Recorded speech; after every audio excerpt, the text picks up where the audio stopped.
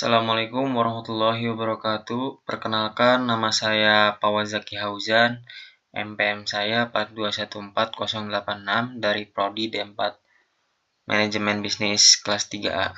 Yang terhormat Ibu Dr. Seni Handayani Suarsa, SEMM, selaku dosen pembimbing utama. Pada kesempatan ini saya akan mempresentasikan metodologi penelitian dengan judul Pengaruh citra merek terhadap keputusan pembelian produk Nike di Indonesia.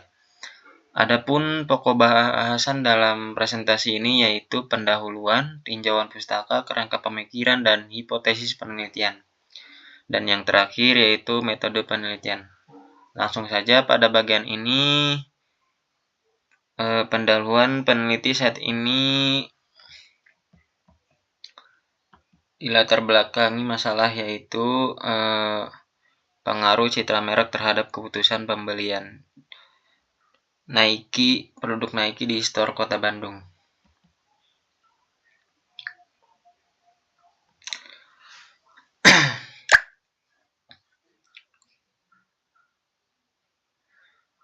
Berikut merupakan data jumlah penjualan Nike dari tahun 2018 sampai 2020.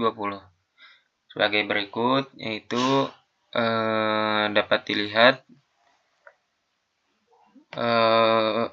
adanya menunjukkan penurunan pendapatan Nike di Asia pada tahun 2019 sampai 2020.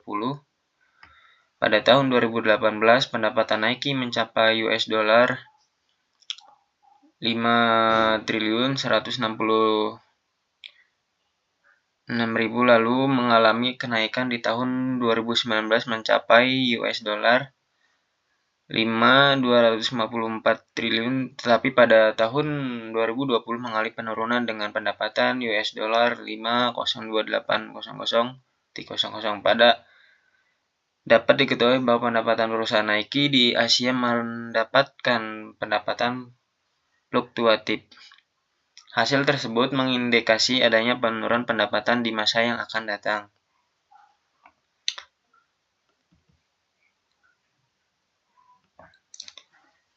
Kemudian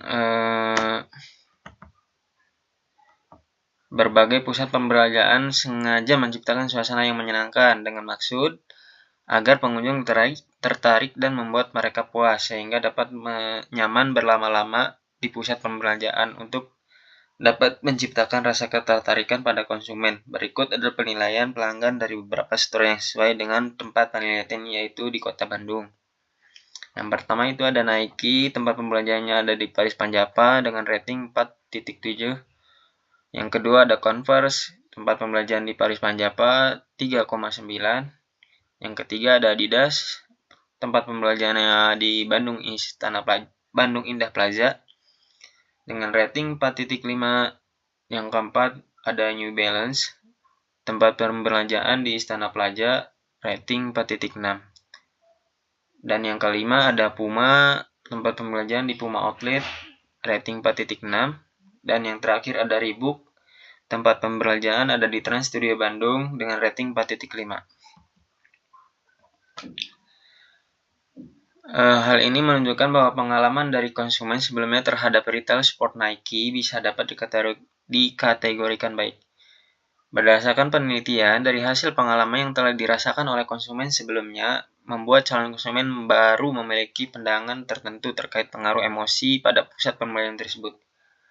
Pengalaman pembelian pada konsumen impulsif didasarkan pada emosi yang tinggi. Umumnya, emosi positif dalam waktu pembelian dapat menyebabkan meningkatnya pelanggan pembelian impulsif dan memainkan peran penting dalam niat mereka untuk melakukan pembelian. Berdasarkan uraian latar belakang di atas, maka peneliti bermaksud mengambil judul yaitu pengaruh citra merek terhadap keputusan pembelian produk Nike di store Bandung. Adapun rumusan masalah berdasarkan latar belakang penelitian di atas, maka rumusan permasalahannya adalah sebagai berikut. Yang pertama, bagaimana kualitas produk dari Nike Store di Bandung. Yang kedua, bagaimana keputusan pembelian produk Nike di Store Kota Bandung. Dan yang terakhir, bagaimana pengaruh kualitas produk terhadap keputusan pembelian Nike di Store Bandung. Adapun tujuan penelitian, Yang pertama, untuk mengetahui bagaimana kualitas produk dari Nike di store Kota Bandung. Yang kedua, untuk mengetahui bagaimana keputusan pembelian produk Nike di store Kota Bandung. Dan yang ketiga, untuk mengetahui bagaimana pengaruh kualitas produk terhadap keputusan pembelian Nike di store Kota Bandung. Selanjutnya, manfaat penelitian. Pada manfaat penelitian terdapat dua manfaat, yaitu manfaat teoritis dan manfaat praktis. Hasil penelitian ini diharapkan dapat menjadi sarana informasi dan sebagai referensi untuk penelitian lainnya, perusahaan yang diteliti dan pembaca. Adapun manfaat teoritis dari penelitian ini adalah sebagai berikut. Yang pertama, memberikan sumbangan pemikiran bagi ilmu pengetahuan, khususnya mahasiswa program studi S1 Terapan Manajemen Perusahaan Universitas Logistik dan Bisnis Internasional. Dan yang kedua, memberikan masukan bagi ilmu pengetahuan mengenai pengaruh kualitas produk terhadap keputusan pembelian. Dan yang ketiga, hasil penelitian ini diharapkan dapat dijadikan sebagai sarana diskusi atau wacana ilmiah, serta sebagai bahan referensi bagi yang berminat untuk memperdalam masalah kualitas produk terhadap keputusan pembelian. Adapun manfaat praktis, hasil penelitian yang telah dilakukan diharapkan dapat memberikan menggunakan praktis pada pihak-pihak berikut. Yang pertama, bagi penulis diharapkan bisa menambah pengetahuan dan wawasan penulis mengenai variabel yang diteliti, yaitu kualitas produk terhadap keputusan pembelian. Yang kedua, bagi perusahaan diharapkan bisa menjadi suatu referensi guna melakukan evaluasi mengenai hal-hal yang berkaitan dengan variabel yang diteliti yang masih menjadi permasalahan dan perlu ditingkatkan oleh perusahaan demi mencapai tujuannya. Yang ketiga, bagi pembaca peneliti ini diharapkan memberikan wawasan kepada masyarakat umum dan khususnya bagi rekan mahasiswa atau mahasiswi maupun berbagai pihak lain yang nantinya akan melakukan penelitian yang sama dan dapat dijadikan referensi bagi masyarakat umumnya dan rekan mahasiswa. Pembahasan yang kedua yaitu bab 2, tinjauan pustaka, kerangka pemikiran dan hipotesis penelitian. Adapun tinjauan pustaka, pada tinjauan pustaka ini ditemukan teori-teori dan generalisasi hasil penelitian untuk dijadikan landasan teori dalam penyelesaian penelitian ini. Yang pertama yaitu manajemen pemasaran, bauran pemasaran, produk, dan AIDA model, customer behavior, dan keputusan pembelian.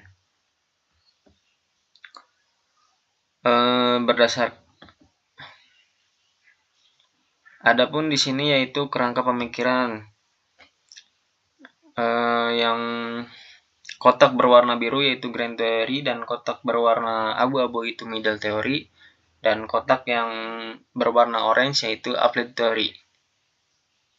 Berdasarkan pada gambar di atas menunjukkan bahwa peneliti menggunakan 3 kajian landasan teori yang terdiri dari grand theory, middle theory, applied theory.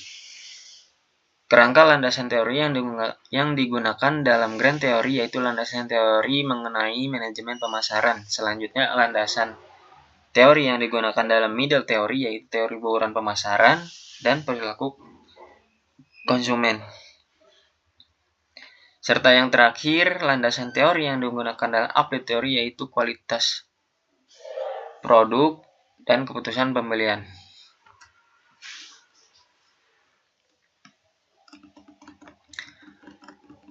Adapun di sini yaitu paradigma penelitian. Berikut merupakan gambaran paradigma penelitian penulis, yaitu kualitas produk X, keputusan pembelian yaitu Y. Dikatakan dua variabel yaitu variabel independen dan dependen. Variabel independen adalah kualitas produk yaitu X dan variabel dependen adalah keputusan pembelian yaitu Y. Adapun hipotesis penelitian. Hipotesis menurut Sugiono adalah jawaban sementara terhadap perumusan masalah penelitian dan didasarkan pada fakta-fakta empiris yang diperoleh melalui pengumpulan data berdasarkan hubungan antara variabel dalam kerangka pemikiran, maka dibuat hipotesis penelitian sebagai berikut. Yang pertama, Kualitas produk tidak berpengaruh signifikan terhadap keputusan pembelian pada Nike di Indonesia. Yang kedua, kualitas produk berpengaruh signifikan terhadap keputusan pembelian pada Nike di Indonesia. Dan yang terakhir yaitu metode penelitian. Adapun objek penelitian merupakan segala sesuatu yang berbentuk apa saja yang ditetapkan oleh peneliti untuk dipelajari sehingga diperoleh informasi tentang hal tersebut. Kemudian ditarik kesimpulannya, adapun objek yang menjadi sasaran dalam penelitian ini adalah pengaruh kualitas produk X1 terhadap kebutuhan Y. Yang mana untuk indikator kualitas produk X1 terdiri dari performance, feature, reliability, conformance to specification, durability, aesthetic. Dan untuk indikator dari keputusan pembelian Y terdiri dari product choice, brand choice, dealer choice, process timing, jumlah pembelian, metode pembayaran. Pada metode penelitian, yaitu penelitian merupakan suatu alat di dalam pencapaian suatu tujuan untuk memecahkan suatu masalah. Menurut Sugiono, metode penelitian pada dasarnya merupakan cara ilmiah untuk mendapatkan data dengan tujuan dan kegunaan tertentu. Cara ilmiah berarti bagi kegiatan penelitian yang berdasarkan ciri-ciri keilmuan yaitu rasional, empiris, dan sistematis. Adapun di 3.3 operational variable. Variabel penelitian pada dasarnya merupakan salah satu yang terbentuk apa saja yang ditetapkan untuk dipelajari oleh peneliti sehingga diperoleh menjadi informasi tentang hal yang tersebut sebagai upaya untuk memberikan solusi pada permasalahan. Berikut penjelasan dari masing-masing variabel yang akan dikaji dalam penelitian ini, yaitu variabel dan konsep variabel, dimensi, indikator, no item, skala.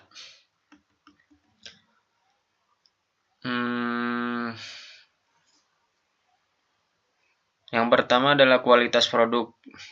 Dimensinya yaitu performance, indikatornya kecepatan, itemnya 1, skalanya Likert. Terus yang kedua ada kemudahan, number items 2, skalanya Likert.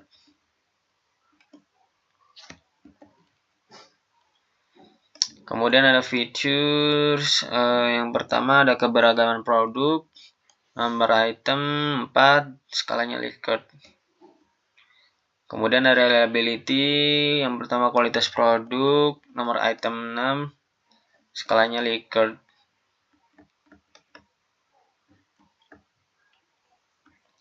Oke, langsung saja kepada variabel independen atau yang bisa disebut bebas. Menurut Sugiono, variabel bebas independen adalah variabel yang mempengaruhi atau yang menjadi sebab perubahannya atau timbulnya variabel terikat dependen yang disimbolkan dengan simbol X. Variabel independen bebas yang digunakan pada penelitian ini kali ini yaitu kualitas produk. 3.3.2 variabel dependen yaitu terkait. Variabel terkait independen menurut Sugiono adalah variabel yang dipengaruhi atau yang menjadi akibat karena adanya variabel bebas yang disimbolkan dengan simbol Y. Variabel dependen terikat yang digunakan dalam penelitian ini kali yaitu keputusan pembelian. Sumber dan cara penentuan data. Sumber data yaitu ada dua, yaitu data primer dan data sekunder. Pada data primer, sumber data yang langsung memberikan pada pengumpulan data dan data dikumpulkan sendiri oleh peneliti langsung dari sumber pertama atau tempat objek penelitian dilakukan. Dalam penelitian kali ini, data primer yang didapatkan melalui kuesioner yang akan dibagikan pada sampel yang telah dipilih oleh peneliti. Kemudian ada data sekunder. Menurut Sugiono, data sekunder itu sumber data yang tidak langsung memberikan data kepada pengumpulan data, misalnya lewat orang lain atau lewat dokumen. Pada penelitian kali ini, data sekunder yang didapatkan berasal dari buku teori yang terkait, jurnal-jurnal terdahulu maupun penelitian yang terdahulu. Kemudian di 3.42 cara penentuan data terdiri dari terbagi menjadi dua, yaitu yang pertama populasi. Menurut Sugiono, populasi adalah wilayah generalisasi yang terdiri atas objek atau subjek yang mempunyai kualitas dan karakteristik tertentu yang ditetapkan oleh peneliti untuk mempelajari dan kemudian ditarik kesimpulan.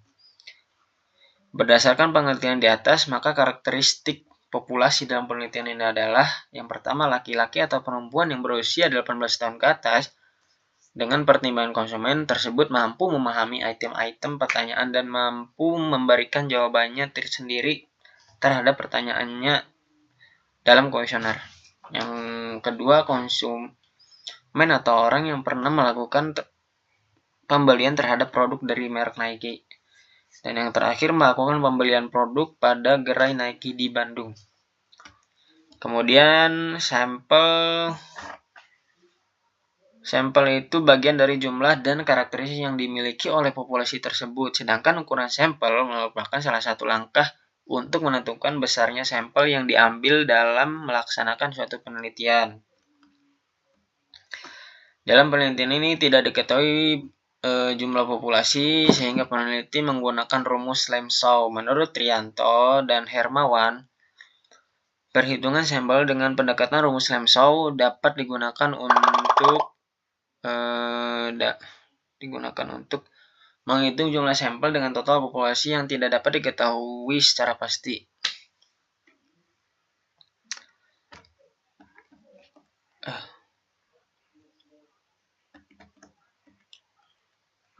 Kemudian dalam penggunaan rumus Lemsau, tingkat kepercayaan yang umum digunakan adalah 90%, 95%, dan 99%. Sehingga peneliti memilih tingkat kepercayaan 95%. Dalam menghitung jumlah populasi yang menggunakan rumus Lemsau sebagai berikut, yaitu N sama dengan Z pangkat 2 titik P dalam kurung 1 kurangi P tutup kurung dibagi D pangkat 2.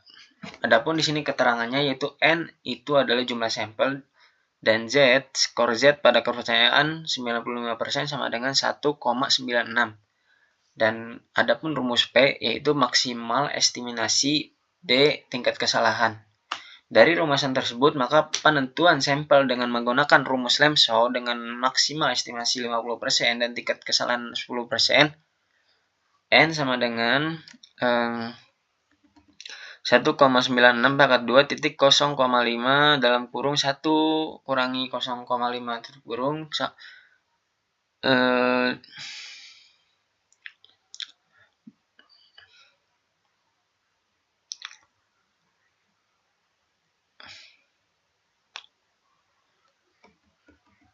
berdasarkan hasil perhitungan di atas, maka jumlah sampel yang didapatkan adalah 96,04.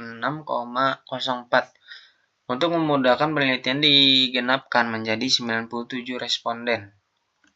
Kemudian di 3.5, teknik pengumpulan data. Pada teknik pengumpulan data itu bertujuan untuk mengumpulkan data yang diperlukan oleh peneliti. Dalam penelitian ini, penulis menggunakan teknik pengumpulan data sebagai berikut. Yang pertama yaitu kuesioner. Kuesioner atau angket adalah metode pengumpulan data yang merupakan salah satu cara, yaitu mengajukan beberapa pertanyaan tertulis yang ditujukan kepada setiap responden, di mana setiap responden dapat melakukan pengisian data sesuai dengan apa yang dikehendaki secara mandiri dan dilakukan tanpa adanya paksaan oleh pihak manapun, yang selanjutnya dapat dianalisis dengan sehingga mendapatkan informasi.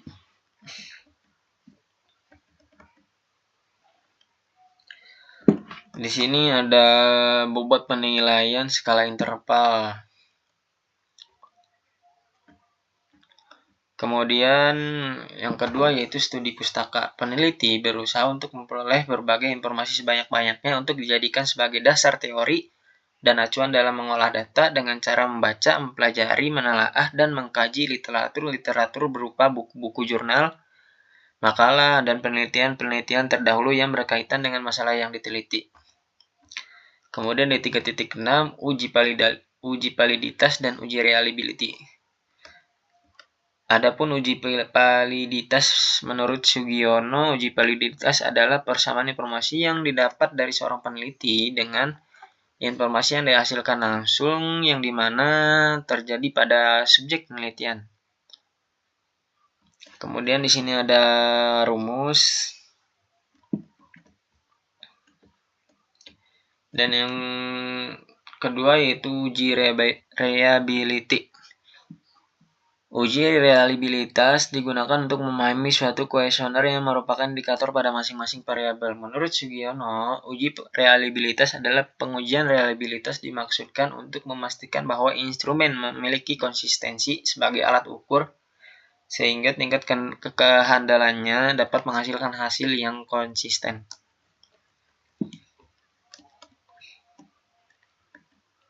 Kemudian di 3.7 yaitu teknik analisis data.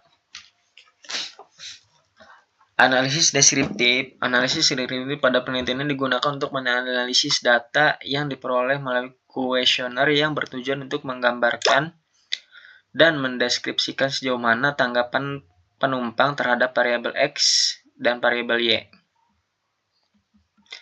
Kemudian di sini ada rumus lagi.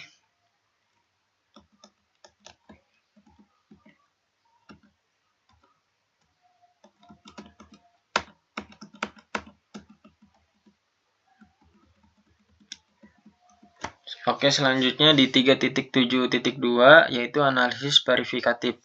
Analisis verifikatif digunakan penelitian untuk menguji hipotesis dengan menggunakan perhitungan statistik. Menurut Sugiono, analisis verifikatif yaitu metode penelitian yang bertujuan untuk mengetahui hubungan antara dua variabel atau lebih. Verifikatif berarti menguji teori dengan penguji suatu hipotesis apakah diterima atau ditolak. Teknik analisis ini digunakan untuk mengetahui seberapa besar pengaruh kualitas produk X dan terhadap putusan pembelian yaitu Y.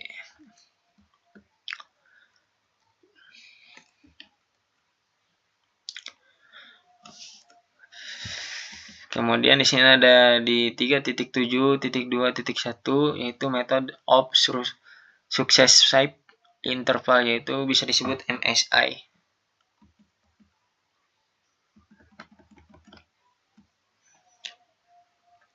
Dan di sini ada rumus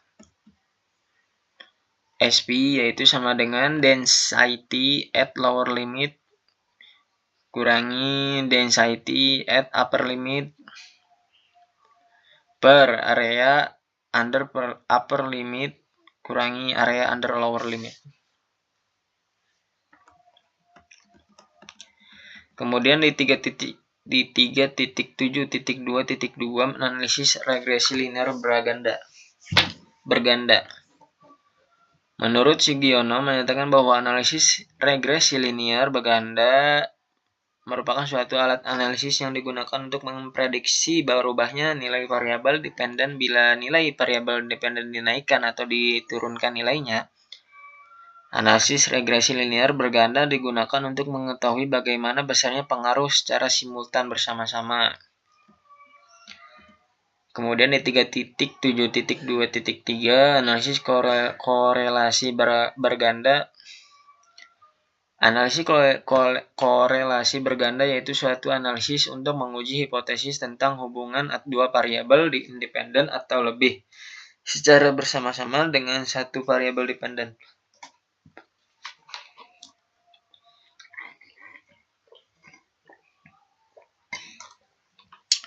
Kemudian di 3.8 yaitu pengujian hipotesis. Pengujian hipotesis yang dimaksud dalam penelitian ini yaitu untuk mengetahui ada atau tidaknya pengaruh kualitas produk X terhadap keputusan pembelian Y. Baik secara simultan maupun parsial, hipotesis akan ditolak jika salah dan akan diterima jika benar. Uji hipotesis ini dirumuskan dengan hipotesis 0 yaitu HO dan hipotesis alternatif yaitu HA. Rumus hipotesis sebagai berikut yaitu 3.81 uji hipotesis simultan uji F.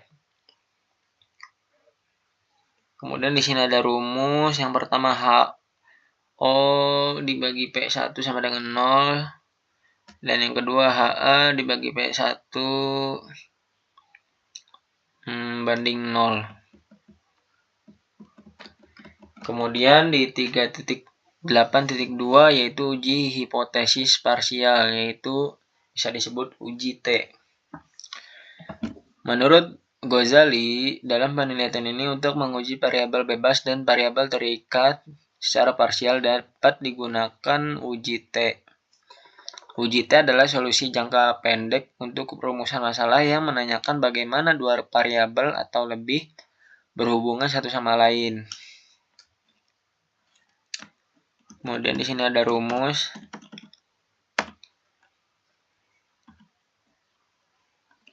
Pada 3.8.3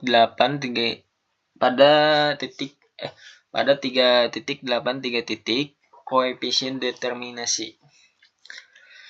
Koefisien determinasi bertujuan untuk mengukur besarnya presentasi pengaruh variabel independen terhadap variabel independen. Adapun rumus koefisien determinasi R pangkat 2 menurut Sugiono adalah berikut, yaitu KD sama dengan R pangkat 2 X 100%. Keterangannya yaitu KD sama dengan koefisien determinasi R pangkat 2 kuadrat dari koefisien korelasi. Di 3.9 yaitu lokasi penelitian. Pada lokasi penelitian merupakan tempat di mana penelitian ini dilakukan. Adapun penelitian mengambil lokasi di Stor Bandung. Dan di sini yang terakhir yaitu daftar pustaka.